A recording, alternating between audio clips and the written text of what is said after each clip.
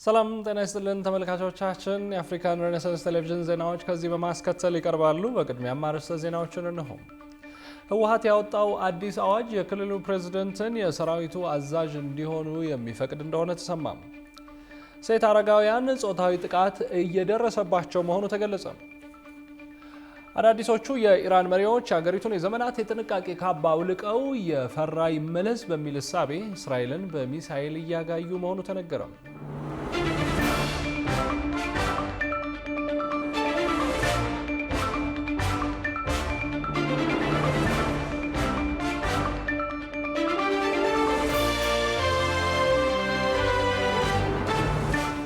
ተመልካቾቻችን በያላችሁበት የዓለም ጥግ ሰላምታችን ይድረስ። ይህ የአፍሪካን ሬኔሳንስ ቴሌቪዥን የዜና ሰዓት ነው። የተመራረጡ ዜናዎቻችንን ወደ እናንተ እናደርሳለን። አብራችሁን እንድትሆኑ የምጋብዛችሁ ደግሞ ያብስራ ገዛይ ነኝ።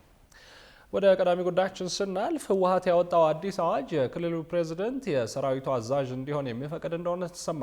በትግራይ ክልል እድሜውና ጤንነቱ የሚፈቅድለት ማንኛውም ተወላጅ ለወታደራዊ አገልግሎት እንዲሰማራ የሚያስገድድ አዲስ አዋጅ መጽደቁም እየተዘገበ ነው። ዝርዝር አለን። በትግራይ ክልል ውስጥ ወታደራዊ ምልመላን ህጋዊ ግዴታ የሚያደርግና መገናኛ ብዙሃንን ጨምሮ በሲቪሉ ማህበረሰብ ላይ ሰፊ ገደቦችን የሚጥል አዲስ አዋጅ መጽደቁ ተዘግቧል። ህወሓት በቅርቡ ወደ ስራ መልሶ ያቋቋመው የክልሉ ምክር ቤት የህግ አርቃቂ ቋሚ ኮሚቴ ያዘጋጀው ይህ አዋጅ የህዝብን ህልውናና ደህንነት ለማረጋገጥ በሚል የቀረበ ሲሆን እድሜውና ጤናው የሚፈቅድለት የክልሉ ተወላጅ ላይ አስገዳጅ የወታደራዊ ምልመላን የሚፈቅድ አዋጅ ሆኖ ጸድቋል። ይህ የአዋጁ ክፍል በአንቀጽ 5 ላይ የሚገኝ ሲሆን ማንኛውም የትግራይ ተወላጅ በመንግስት የሚቀርብለትን የብሔራዊ መከላከል ጥሪ ተቀብሎ የመሳተፍ ግዴታ እንደተጣለበትና የክተት ጥሪውን ሳይቀበል የቀረ ማንኛውም ሰው ከ10 ሺህ እስከ 50 ሺህ ብር በሚደርስ የገንዘብ መቀጮ ተቀጥቶ በግዳጅ ግዴታውን እንዲወጣ እንደሚደረግ መደንገጉን የሪፖርተር ዘገባ አመላክቷል። እንዲሁም የክተት ጥሪውን ለመሸሽ በማሰብ ሐሰተኛ የሕክምና ማስረጃ የሚሰጡ የጤና ባለሙያዎችና ኃላፊዎችንም እስከ 50 ሺህ ብር በሚደርስ የገንዘብ መቀጮ እንዲቀጡ ይደነግጋል ተብሏል። አዋጁ ተጠሪነቱ በቀጥታ ለፕሬዝዳንቱ የሆነ ማዕከላዊ ኮማንድ ፖስት እንደሚያቋቁምና ፕሬዝዳንቱ የሰራዊቱ የበላይ አዛዥና የማዕከላዊ ኮማንዱ መሪ እንዲሆኑ የሚፈቅድ ነው።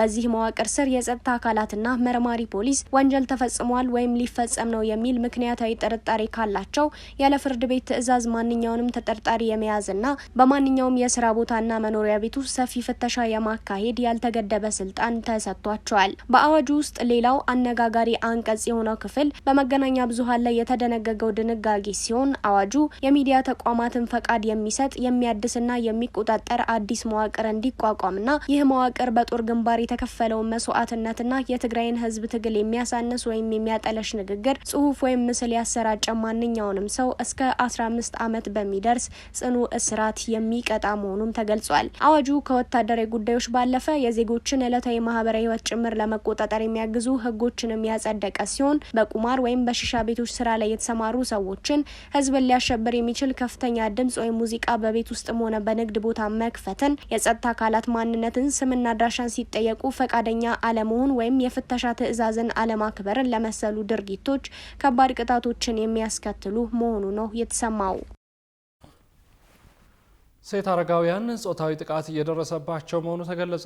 ሴት አረጋውያን በቤተሰብ አባል በዘመድና የቅርብ ባሏቸው ሰዎች አማካኝነት ጾታዊ ጥቃት እንደሚፈጸምባቸው የአዲስ አበባ አረጋውያን ማህበር አስታውቋል። ሮሃ ግርማ ተጨማሪ አላት።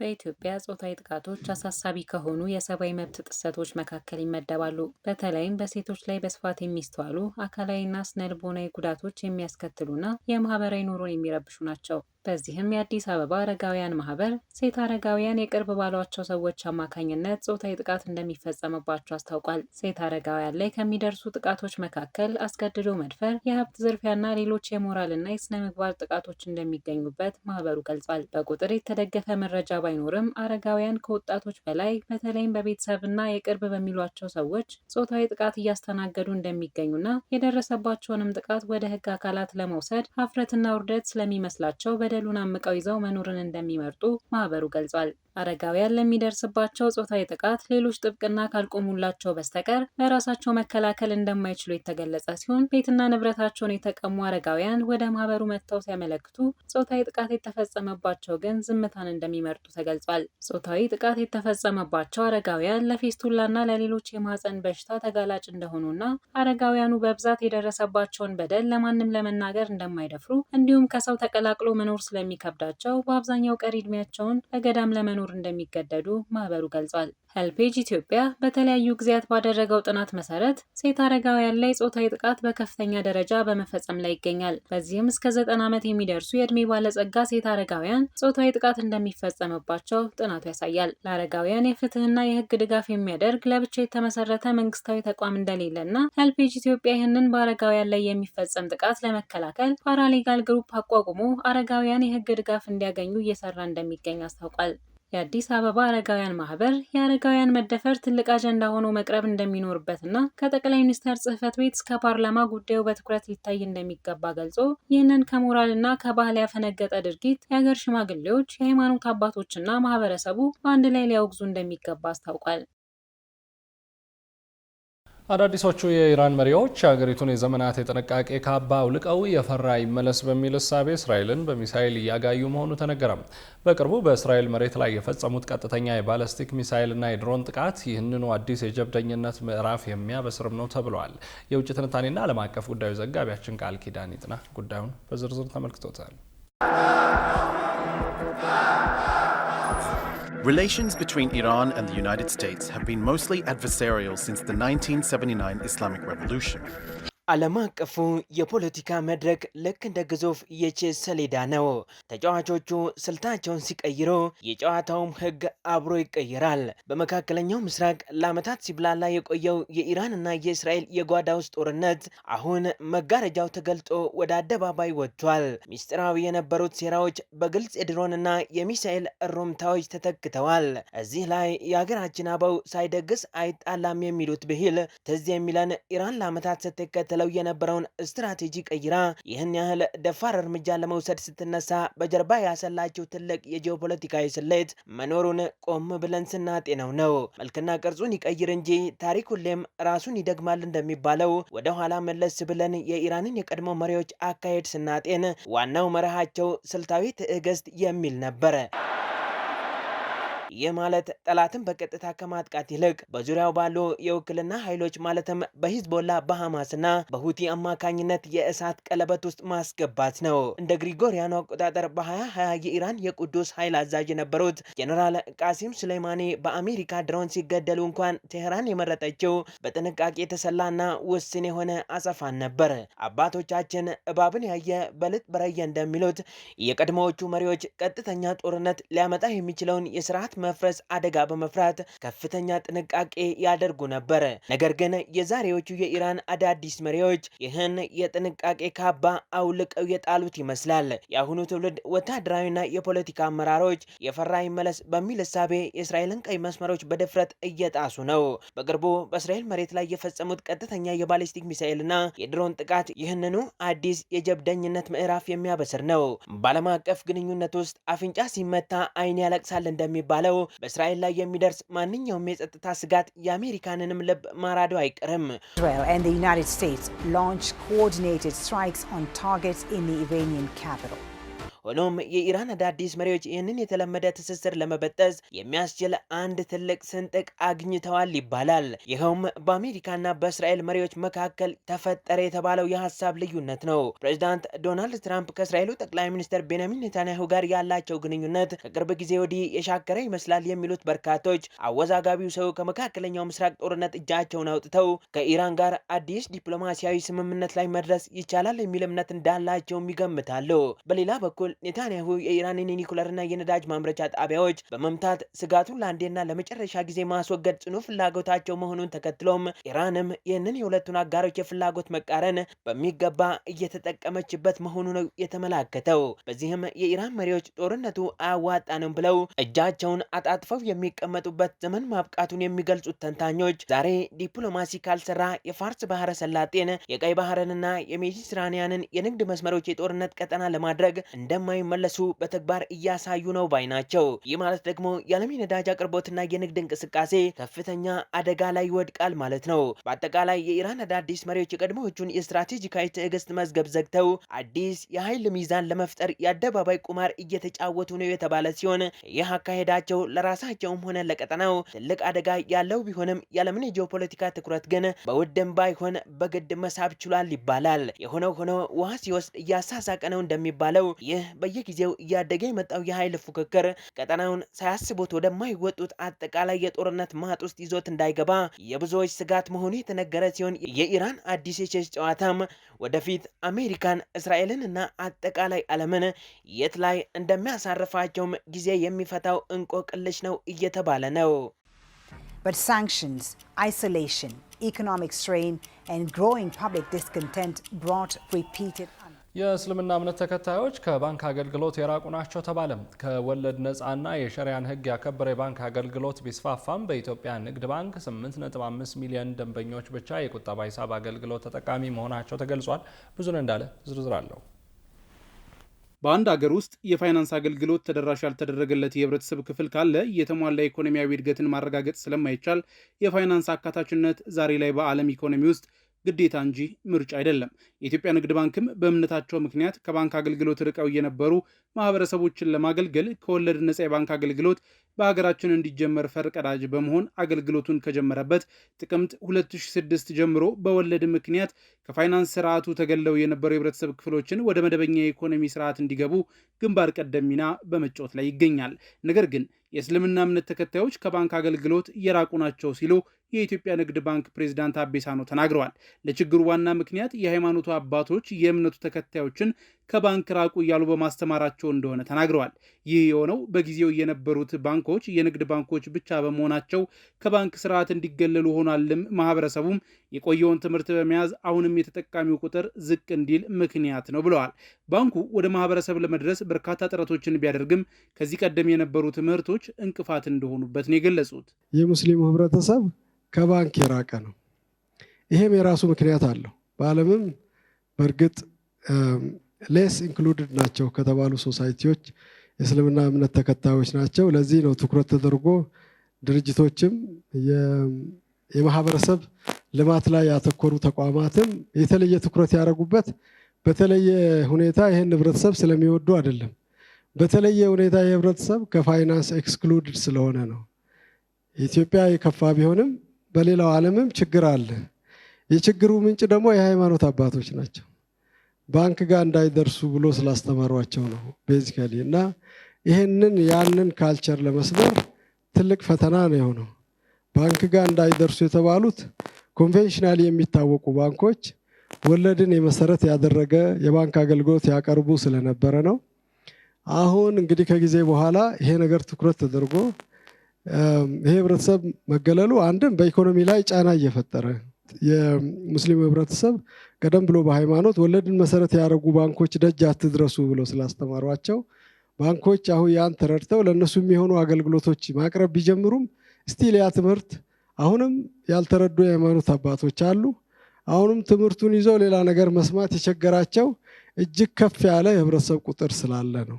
በአሁኑ ወቅት 156 ከወለድ ነፃ ቅርንጫፎችን ጨምሮ ከ1913 የሚበልጡት ቅርንጫፎቹን የእምነቱ ተከታዮችን ማስተናገድ የሚችለው ሙሉ ለሙሉ ከወለድ ነፃ የባንክ አገልግሎት መስጠት ቢጀምርም ባለፉት 12 ዓመታት ይህንን አካውንት የከፈቱትና ቁጠባ የጀመሩ ደንበኞቹ 8.5 ሚሊዮን ሙስሊሞች ብቻ ናቸው ተብሏል።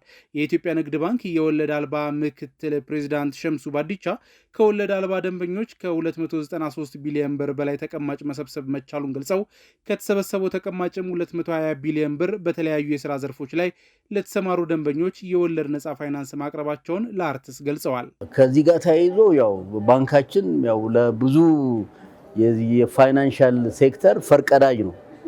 ስለዚህ ከዚህ ከወለድ አልባው ጋር ተያይዞ በሂሳብ ተጀምሮ ከዛ በመስኮት አሁን ደግሞ ሙሉ ለሙሉ በሚባል ቅርንጫፍ ተከፍቶ በርካታ ሂሳቦች ናቸው ያሉትና ከዚህ ጋር ተያይዞ አሁን ካለን አጠቃላይ የተቀማጭ ከኢንዱስትሪው ከ50% በላይ ነው። ይሄም ማለት ወደ 300 ቢሊዮን ብር ተቀማጭ ቁጠባ ተደርጓል። ወደ 8.4 ደንበኞች ወደ ባንክ መጥተዋል። ዲጂታልም ላይ ደግሞ በተመሳሳይ ከ10 ሚሊዮን በላይ የዲጂታል ተጠቃሚዎች አፍርተናል።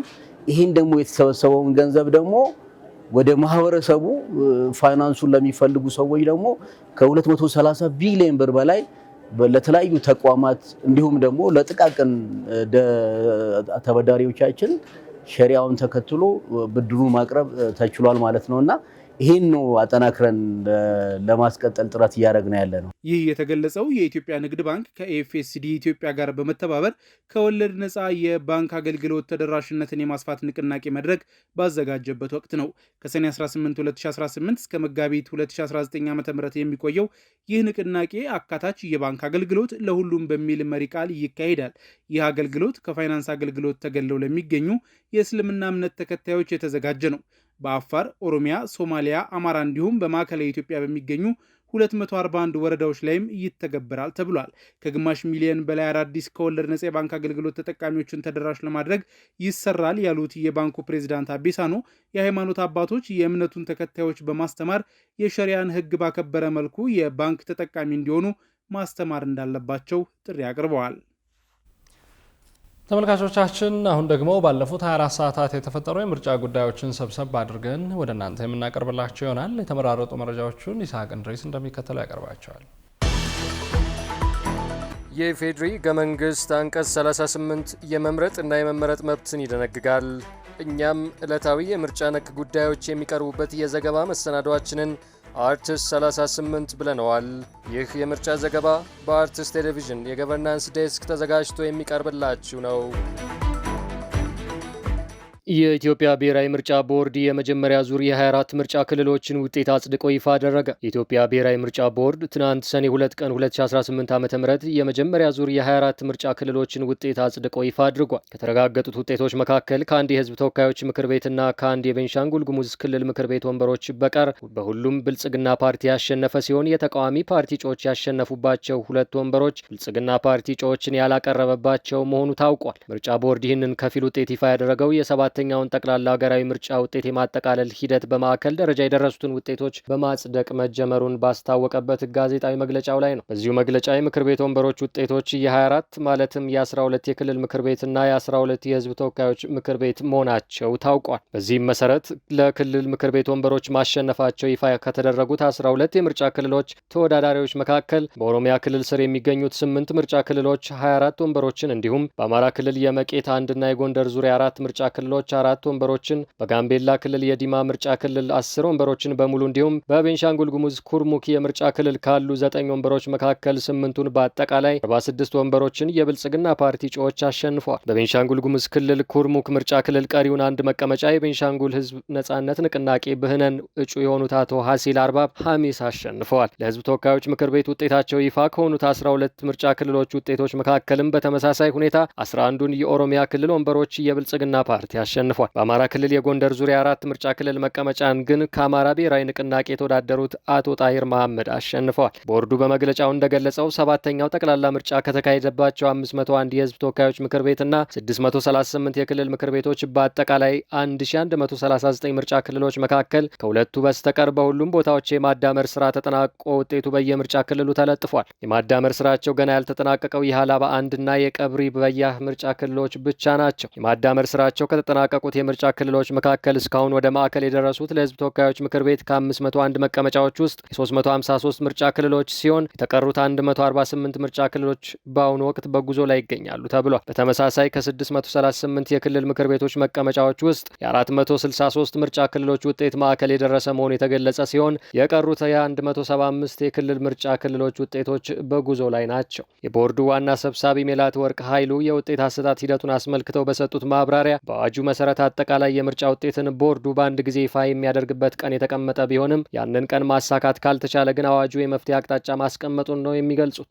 በዚህም መሰረት ቦርዱ የተጠቃለለ የምርጫ ክልል ውጤት ሙሉ በሙሉ ባይደርሰውም እንኳን የደረሱትን ጊዜያዊ ውጤቶች ከስር ይፋ ማድረግ እንደሚችል በተደነገገው መሰረት የተወሰኑትን ይፋ እያደረገ እንደሚሄድ አመልክተዋል። በተወሰነ ደረጃ እንደምታውቁት አዋጅ ቁጥር 1162 ቦርዱ ይፋ የሚያደርግበት ውጤትን ይፋ የሚያደርግበት ቀን ተቀምጧል። ነገር ግን ያንን ጊዜ ሚት ማድረግ ካልተቻለ ደግሞ ምን አይነት መፍትሄ አለ የሚል የመፍትሄ አቅጣጫ አስቀምጧል። ከዚሁ ጎን ለጎን የመመሪያ ቁጥር 14 2013 የሚባለው የቦርዱ መመሪያ ቦርዱ ጠቅላላ የምርጫ ክልል ውጤቶች ካልመጡለት የመጡትን የምርጫ ክልሎች ለጠቅልለው እስከሚደርሱ ድረስ ከስር የምርጫ ክልሎችን የመጡትን ውጤት ይፋ ማድረግ እንደሚችል በዚህ በመመሪያ ቁጥር 14 2013 አንቀጽ 54 በተጠቀሰው መሰረት ዛሬ በተወሰኑ ምርጫ ክልሎች ላይ ያለውን ውጤት ቦርዱ ይፋ ያደርጋል። ህብረቱ የምርጫ ማግስት ቅሬታዎችን በህጋዊ መንገድ መፍታት ለዲሞክራሲ ግንባታ ወሳኝ እርምጃ መሆኑን አስታወቀ። የኢትዮጵያ ሲቪል ማህበራት ድርጅቶች ህብረት ለምርጫ በምርጫ ማግስት የሚነሱ ቅሬታዎችን በህጋዊ መንገድ መፍታት ለዲሞክራሲ ግንባታ ወሳኝ እርምጃ መሆኑን አስታውቋል። የአንዱ ምርጫ ማብቂያ ለቀጣዩ ምርጫ መጀመሪያ ነው ያለው ህብረቱ የፖለቲካ ኃይሎች የምርጫ ውጤቶችን በሰከነ መንፈስና በጸጋ ሊቀበሉ እንደሚገባ ነው ያሳሰበው። የህብረቱ ፕሮግራም ኃላፊ ዮኤል ዘላለም የፖለቲካ ፓርቲዎችም ሆኑ ሲቪል ማህበራት ያለፈውን ምርጫ ጥንካሬና ድክመት በአግባቡ በመገምገም አባላትና ደጋፊዎቻቸውን በማወያየት የዲሞክራሲያዊ ምርጫ ልምምድን የማዳበር እንቅስቃሴያቸውን ከወዲሁ መጀመር አለባቸው ብለዋል። አቶ ዩኤል በተጨማሪም የምርጫ ውጤት ከማሳወቅ ጋር የተያያዘ የድህረ ምርጫ ሂደት ሰላማዊ እንዲሆን ሲቪል ማህበራት ከወገንተኝነት የጸዱ የክትትል ሪፖርቶችን ለህዝብ ማቅረብ እንደሚገባቸው አብራርተዋል። ስህተቶችና ጉድለቶች አጋጥመዋል ብሎ የሚያምን ወገን ለኢትዮጵያ ብሔራዊ ምርጫ ቦርድ ወይም ለመደበኛው ፍርድ ቤት በማቅረብ ህጋዊና ሰላማዊ መንገዶችን መምረጥ እንዳለባቸውም ተመላክቷል። በምርጫው ዕለት ጾታዊ ትንኮሳን ጨምሮ 13 አሳሳቢ ህግ ጥሰቶች መፈጸማቸው ተገለጸ። ከብሔራዊ ምርጫ ቦርድ የመታዘብ ፍቃድ ከወሰዱ ሀገር በቀል የሲቪል ማህበራት መካከል ትምራን የምርጫውን ሂደት አስመልክቶ የመጀመሪያ ደረጃ ሪፖርት አውጥታለች። የትምራን የፕሮግራም ማኔጀር ወይዘሪት ቅድስት ጌታቸው ሪፖርቱን አስመልክቶ የእነዚህ 13 አሳሳቢ የህግ ዝርዝር ሁኔታ ተጣርቶ በዋናው ሪፖርት ላይ ይፋ የሚደረግ ቢሆንም በመጀመሪያ ደረጃ ሪፖርቷ ግን እንደ ጾታዊ ትንኮሳ ያሉ ተግባራት በምርጫው ዕለት መፈጸማቸውን ከታዛቢዎች በደረሰን ጥቆማ አረጋግጠናል ብለዋል። ወይዘሪት ቅድስት በጉዳዩ ላይ ተጨማሪ ማጣራት ስራ እየተሰራ መሆኑን ጠቁመው በሌላ በኩል በታዛቢዎች ሪፖርት መሰረት ሴቶችን ከፍላጎታቸው ውጭ እንዲመርጡ የማስገደድ ሁኔታ መኖሩንና በሴት መራጮች ላይ ዛቻና ማስፈራሪያ ጭምር መድረሱን አረጋግጠናል ብለዋል። በሪፖርቱ የተገኙ ክስተቶችንም ለብሔራዊ ምርጫ ቦርድ ማስገባታቸውን ጠቅሰው ወደፊት መስተካከል አለባቸው ተብለው የተለዩ 5 ምክረ ሀሳቦችን ለቦርዱ ማሳወቃቸውንም ነው የተናገሩት። የብሔራዊ ምርጫ ቦርድ ሰብሳቢ ወይዘሮ ሜላት ወርቅ ኃይሉ ግንቦት 29 ቀን 2018 ዓ.ም በሰጡት ጋዜጣዊ መግለጫ ከትምራንና ከሌሎች የሲቪል ማህበራት ድርጅቶች የትዝብት ሪፖርት እንደደረሳቸው ማረጋገጣቸው ይታወሳል። ከደረሳቸው ሪፖርት መካከልም በተለይም በሴት የምርጫ አስፈጻሚዎች ላይ የማስፈራራት ድርጊት መፈጸሙን የሚገልጽ ሪፖርት መግለጻቸውም የሚታወስ ነው። እርምት ሊወሰድባቸው ይገባል በሚል የቀረቡትን ጉዳዮች በግብዓትነት በመውሰድ በቀጣይ የተሻለ ስራ መሰራት እንዳለበት ቦርዱ እንደሚያምን መናገራቸውም አይዘነጋም። በአጠቃላይ ትምራን 50 ያህል የሰለጠኑ ታዛቢዎችን በማሰማራት በ4 ክልሎችና በ2 ከተማ አስተዳደሮች ውስጥ በሚገኙ 46 የምርጫ ጣቢያዎች ላይ የትዝብት ስራ መስራቷ ተመላክቷል። ለ17 ዓመታት በተጭበረበረ ሰነድ አውሮፕላን ያበረረው ካፒቴን በሕግ ቁጥጥር ስር መዋሉ ተገለጸ። ከሰነድ ጋር በተገናኘ ፖሊስ በማጭበርበር ወንጀል ክስ እንደሚመሰርትበት አስታውቋል። ከባዱ ደሴ ተጨማሪ አለው።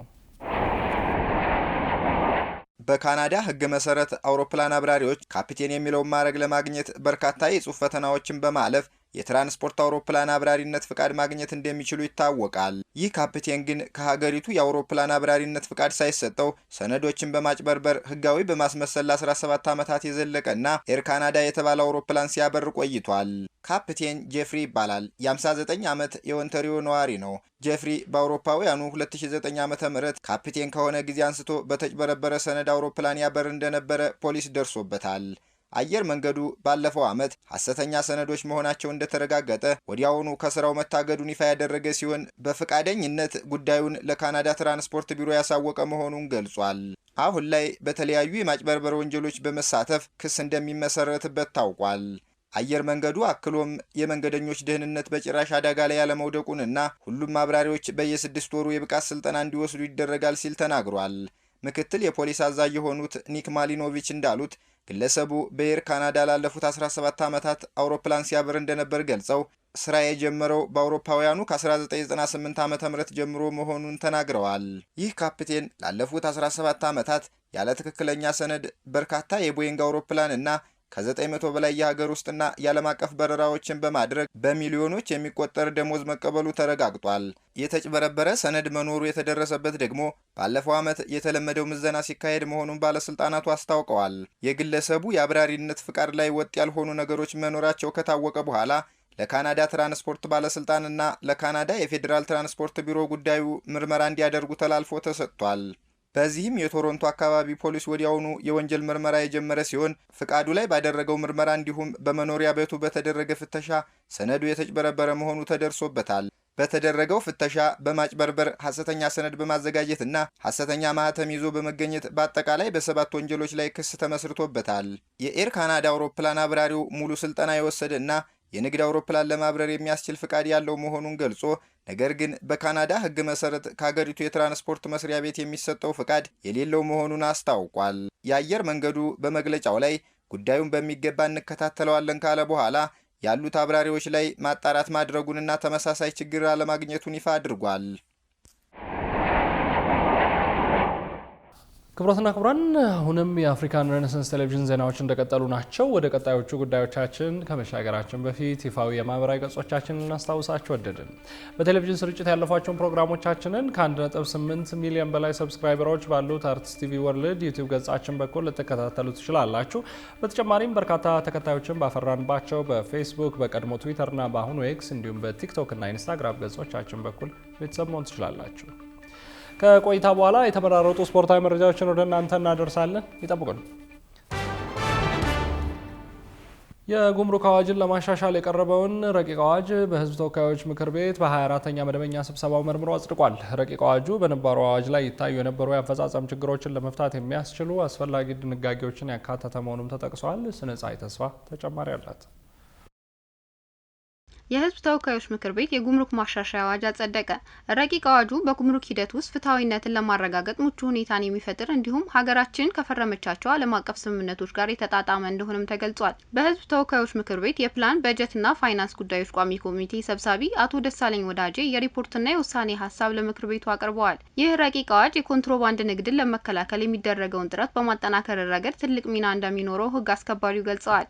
የህዝብ ተወካዮች ምክር ቤት ሰብሳቢ ረቂቅ አዋጁ በሀገራችን ያለውን የማኒፋክቸሪንግ ኢንዱስትሪ እድገት የሚደግፍና ኢንቨስትመንትን የሚያበረታታ መሆኑን አስታውቀዋል። በረቂቅ አዋጁ አስመጪዎች በታክስና በቀረጥ አቀራረብ ላይ ቅሬታቸውን በሚያቀርቡበት ሂደት ውስጥ ያጋጠሟቸው የነበሩ እንቅፋቶችን የሚያስወግዱ ድንጋጌዎች መካተታቸውን አመላክተዋል። የምክር ቤቱ አባላት በረቂቅ አዋጁ ዝግጅት ወቅት የተከናወኑ ስራዎች አስፈላጊውን ህጋዊ ምርመራና የግምገማ ሂደት የተከተሉ መሆናቸውንና አዋጁ በአግባቡ ተገምግሞና ተፈትሾ የቀረበ መሆኑን ገልጸዋል። በተያያዘ ሀሳብ የህዝብ ተወካዮች ምክር ቤት የኮንትሮባንድ ማጓጓዣዎችን እስከ መውረስ የሚያደርስ የጉምሩክ ማሻሻያ አዋጅ በሁለት ተቃውሞና በአብላጫ ድምጽ ማጽደቁን ተከትሎ ባለቤቱ በድርጊቱ ውስጥ ካልተሳተፈ ንብረቱ መወረስ የለበትም የሚሉ ሀሳቦች ተነስተዋል። በውጭ ሀገር የሚኖሩ ትውልደ ኢትዮጵያውያን ሀገር ውስጥ የቤት ባለቤት እንዲሆኑ የሚያግዝ መድረክ ሊካሄድ ነው። ዓመታዊ የኢትዮ አሜሪካ የሪል ስቴትና የኮንስትራክሽን ኤክስፖ በመጪው ወር በዋሽንግተን ዲሲ ይካሄዳል። ጌታውን አበበ ዝርዝር አለው። የኢትዮጵያ ሪል ስቴት አልሚዎች ማህበር ተቀማጭነቱን አሜሪካን ሀገር ካደረገው ሃርቨስት ሰርክል ኢንክ ጋር በሪል ስቴት ግብይት የእውቀትና የልምድ ልውውጥ ለማድረግ የሚያስችል ስምምነት አካሂዷል። የሁለቱ ተቋማት ስምምነት ኑሮን በውጭ ሀገራት ያደረገው ዲያስፖራው ማህበረሰብ በሀገር ውስጥ የቤት ባለቤት መሆን የሚችልበትን ሂደት የሚያቃልል ሲሆን በተለይ ደግሞ የፋይናንስ አቅርቦትን ማመቻቸት እንደሆነ ተገልጿል። የሃርቨስት ሰርክል ኢንክ ተወካይ ቅድስት ገብረ አምላክ እንደገለጹት ይህ ኤክስፖ በኮንስትራክሽንና በግል ዘርፍ ኢንቨስትመንት አማካኝነት ለአሜሪካና ለኢትዮጵያ ዘላቂ ጠቀሜታ የሚፈጥር ጠንካራ የኢኮኖሚ ትስስር መገንባት መሆኑን አንስተዋል። ዩኤስ ቤዝድ የሆነ ካምፓኒ ነው። አኑዋል የሆነ እንደ ዩኤስ፣ ዩሮፕ፣ ሌላም ሀገሮች ውስጥ የሚደረግ የሪል ስቴት ኤክስፖ እና ሌሎች ፕሮግራሞችንም ያዘጋጃል። በዋናነት ዓላማው ምንድን ነው? ለዳያስፖራው የባንክ አካውንትም ለመክፈት ይሁን ቤት ለመግዛት ይሁን ለማንኛውም ፕሮሰስ አንደኛ መምጣት ይኖርበታል። ሁለት ደግሞ ሲመጣም በጣም የተበታተነና በአንድ ቦታ ያልሆነ ሊኒየር ያልሆነ ሲስተም ነው የሚጠብቅ። ከኢትዮጵያ ሳይድ ደግሞ ቅድም እንደተባለው የኢንቨስትመንት ኦፖርቹኒቲ ነው፣ ኔትወርክ የማድረግ ኦፖርቹኒቲ ነው። በሪል ስቴቱ ብቻ ሳይሆን በፕሮፐርቲ ማኔጅመንት ቢሆን በሌላ ፊልድም የተሰማሩ ኢትዮጵያውያን ወይም ኢትዮጵያ ውስጥ ያሉ ቢዝነሶች ደግሞ ወጥተው ኔትወርክ ማድረግ የሚችሉበት ራሳቸውን መሸጥ የሚችሉበት ኦፖርቹኒቲ ለማዘጋጀት ነው። በሃርቨስት ሰርክል ኢንክ የተዘጋጀው ይህ መድረክ የስምምነቱ አካል ከሆኑት ጉዳዮች መካከል የፋይናንስ አቅርቦትን ማመቻቸትና ታማኝ አልሚዎችን ማገናኘት በዋናነት ይገኙበታል። የኢትዮጵያ ሪል ስቴት ማህበር የቦርድ አባልና ጸሐፊ የሆኑት አቶ ዝናቡ ተበጀ ይህ መድረክ የግብ ተደራሽነትን ለማስፋት እንዲሁም ገዢዎችን ከመጭበርበር ለመጠበቅ መሆኑን ጠቁመዋል። አንደኛም የገበያ ተደራሽነትን እንግዲህ ስንል ዲያስፖራው ትልቁ ገበያችን እንደመሆኑ ቦታው ላይ ተገኝተን ቤቶች የቤት ባለቤት እንዲሆን፣ በሁለተኛነት ደረጃ ደግሞ እንግዲህ ያሉ ጋፖችን በተለይ ደግሞ ተአማኒነት ላይ ለመስራት ቼክሊስቶችን አዘጋጅተናል። ስለዚህ ሲገበያይ ምን ማየት መቻል አለበት፣ ከመጭበርበር እንዲድን ጥሩ ያልናቸውና ውጤታማ የሆኑ ሪል ስቴት አልሚዎች ላይ እንዲገበያይና ደግሞ ምኖችን አይቶ ዶክመንት ማድረግ ይችላል የሚለውን ነገር የምናይበት፣ ተጨማሪ ደግሞ የሪል ስቴት ሴክተሩም ደግሞ ወጣ ብሎ የኖሌጅ ወይም ደግሞ የኤክስፒሪየንስ ሼሪንጎችን የሚያይበት፣ ለምሳሌ ያህል አሜሪካን ያለው ሪል ስቴት በምን ቴክኖሎጂ እየተጠቀመ ነው፣ ምን ላይ እየሰራ ነው የሚለውን እንግዲህ በአንድ ድንጋይ ሁለት ወፍ ማለት ነው። እነዛ ነገሮችን ይዘን የምንመጣበት። በኢትዮጵያ የሪል ስቴትና ኮንስትራክሽን ዘርፍ ትልቅ መነቃቃትን ይፈጥራል ተብሎ የሚጠበቀው ይህ ስምምነት የቢሮክራሲ ጫናዎችን በመቀነስ በተቀናጀ አሰራር የዲያስፖራውን የቤት ባለቤትነት ጉዞ ግልጽና በባለሙያ የሚመራ እንደሚያደርገው በፊርማ ስነ ስርዓቱ ወቅት ተገልጿል። ማህበራቱ በመጪው ሐምሌ በአሜሪካ ዋሽንግተን ዲሲ ኢንቨስትመንት ኤክስፖ እንደሚያዘጋጁ የተገለጸ ሲሆን ከሐምሌ 18 እስከ 19 ቀን 2018 ዓ.ም የሚካሄደው ኤክስፖ የቤቶች ልማትንና የኮንስትራክሽን ዘርፍን ለማስተዋወቅ ያለመ ነውም ተብሏል። በቀጣዩ ወር እንደሚካሄድ ቀጠሮ የተያዘለት ይህ ኤክስፖ የሪል ስቴት አልሚዎች፣ ባንኮች፣ የኢንሹራንስ ኩባንያዎችና የተለያዩ ባለሙያዎች እንደሚሳተፉበትም ተመላክቷል። ብሪቲሽ ካውንስል አዲስ አበባ ከኢትዮጵያ ወጣቶችና ማህበራዊ ስራ ፈጣሪዎች ጋር ውይይት አደረገ።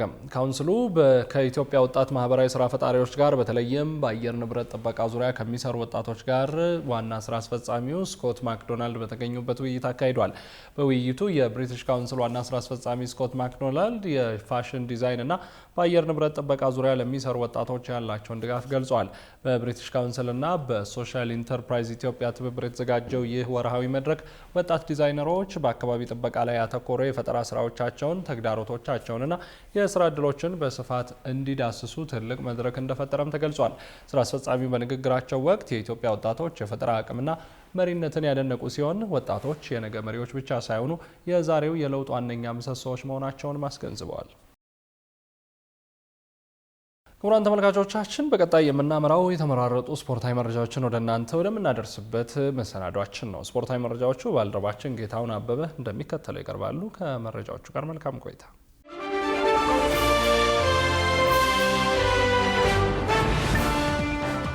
አመሰግናለሁ ያብስራ። ተመልካቾች መረጃዎቻችንን ከሀገር ውስጥ እንጀምራለን።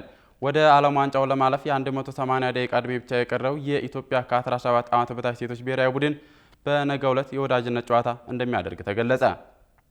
ለዓለም ዋንጫ ማጣሪያ ከዛምቢያ ጋር የደርሶ መልስ የሚቀርበው ብሔራዊ ቡድኑ አስቀድሞ ለ25 ተጫዋቾች ጥሪ ማድረጉም ይታወሳል። በዋና አሰልጣኝ ራውዳሊ የሚመራው ቡድኑ የዝግጅቱ አካል ነው ያለውን የወዳጅነት ጨዋታ በነገው ዕለት በአበበ ቢቂላ ሜዳ ያከናውናል።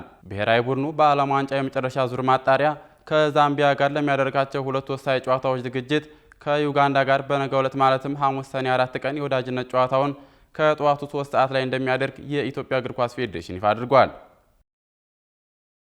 ሊጀመር የሰዓታት ዕድሜ ብቻ የቀረውና በጉጉት የሚጠበቀው የዘንድሮው የዓለም ዋንጫ በፖለቲካዊ ውጥረቶች ታጅቦ ነገ ይጀመራል። ዮናስ ግርማ በዝርዝር ተመልክቶታል።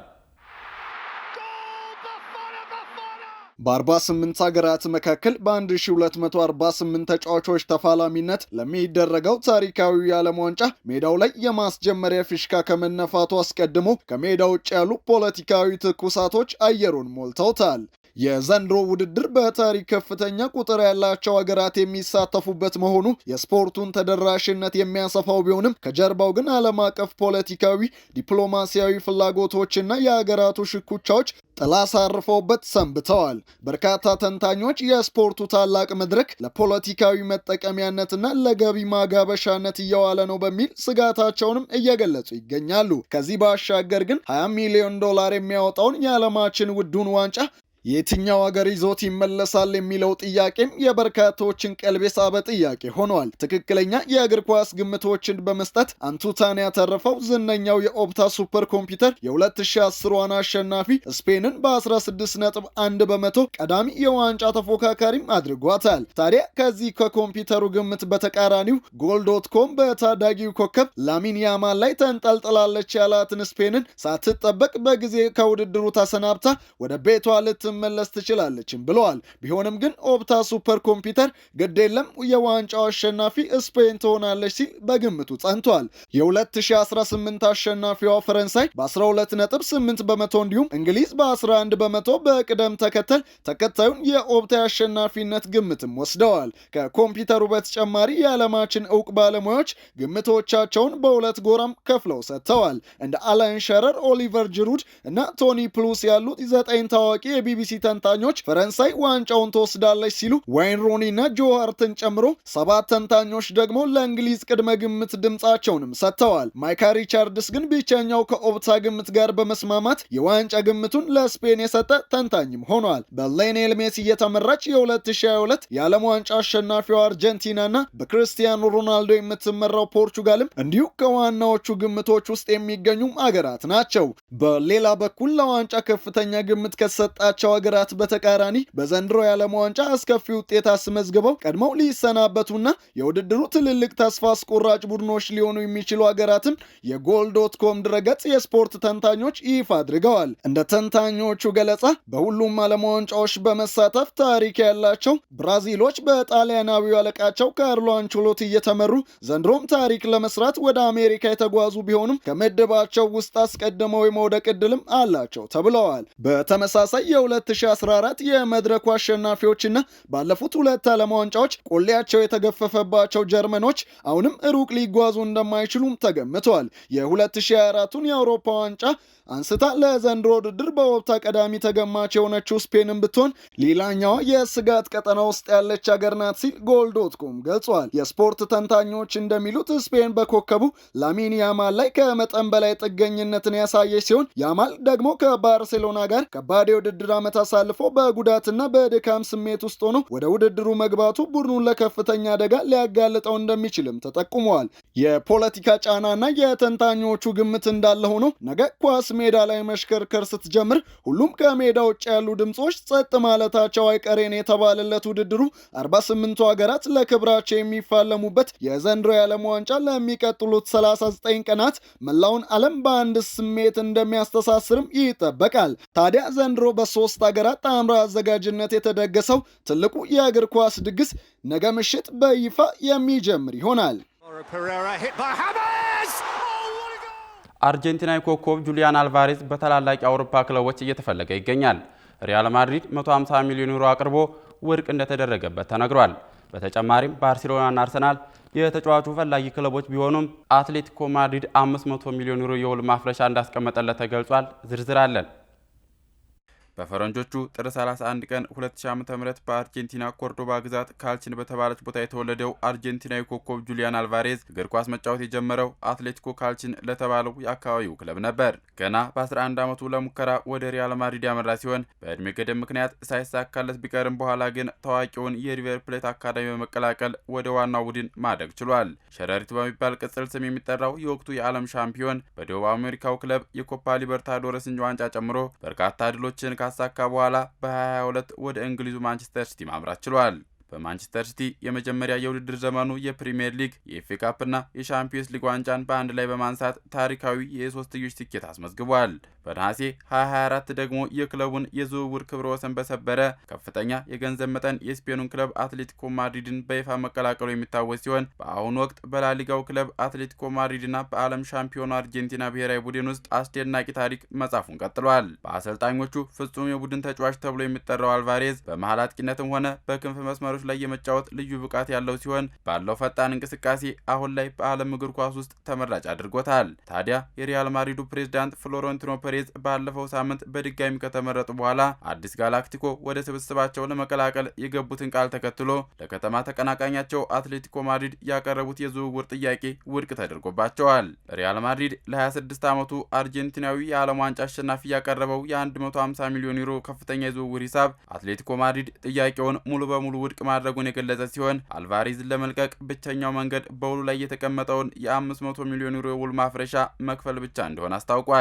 ይህ የዝውውር ፍላጎት በሁለቱ ተቀናቃኝ ክለቦች መካከል ያለውን የቃላት ጦርነት ያቀጣጠለው ሲሆን ሪያል ማድሪድ ጥያቄውን በጥሩ መንገድ እንዳቀረበ ቢገለጽም አትሌቲኮ ማድሪድ በማህበራዊ ገጹ ላይ የሳቅ ምስሎችን በመጠቀም የሪያል ማድሪድን መግለጫ ተችቷል። አትሌቲኮ ማድሪድ ባወጣው ተከታታይ መልእክትም የዝውውር ጥያቄውን እንደማያጤነው ገልጾ ሪያል ማድሪድ ከተጫዋች ዝውውር ጥያቄው ባሻገር ከታዳጊ አካዳሚያቸው ተጫዋቾችን መስረቅ እንዲያቆሙ በግልጽ ወርፏል።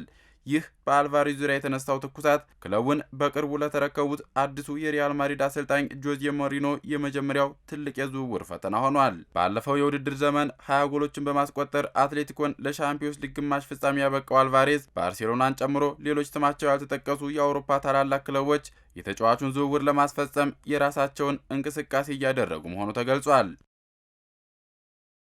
ክቡራትና ክቡራን ተመልካቾቻችን በእኔ በኩል ያስኳቸውን ስፖርታዊ መረጃዎች አጠናቅቄያለሁ። ጌታውን አበበ ነበርኩኝ። መልካም ቆይታ።